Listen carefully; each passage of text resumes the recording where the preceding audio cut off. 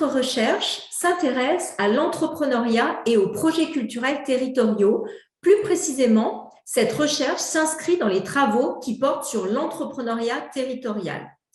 L'entrepreneuriat territorial est une source de dynamisme pour les zones rurales.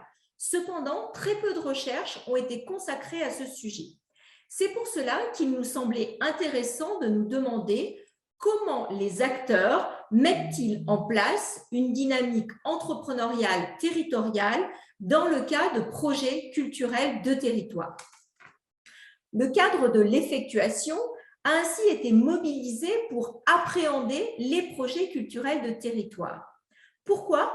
Parce que l'effectuation est particulièrement pertinente pour appréhender les initiatives entrepreneuriales visant à créer des nouvelles façons de faire des affaires.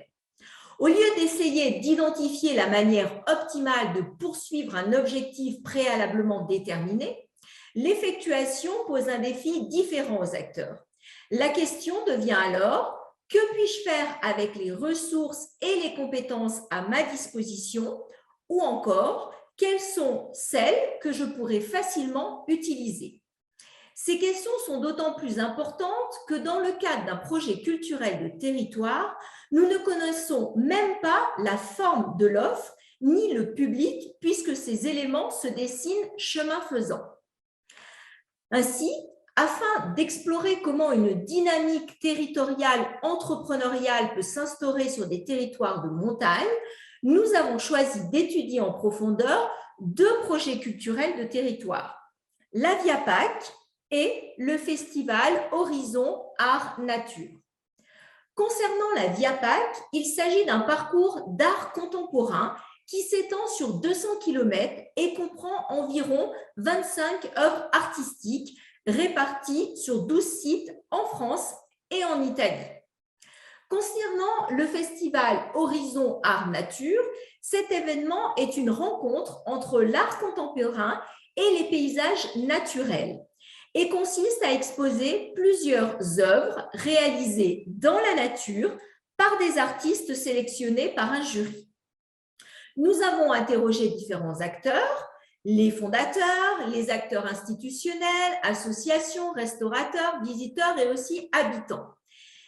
En tout, nous avons réalisé plus d'une soixantaine d'interviews afin d'identifier d'une part le rôle des acteurs dans les dynamiques locales d'entrepreneuriat et d'autre part l'émergence de ces dynamiques au sein du territoire. Nos contributions peuvent se résumer en 3 points.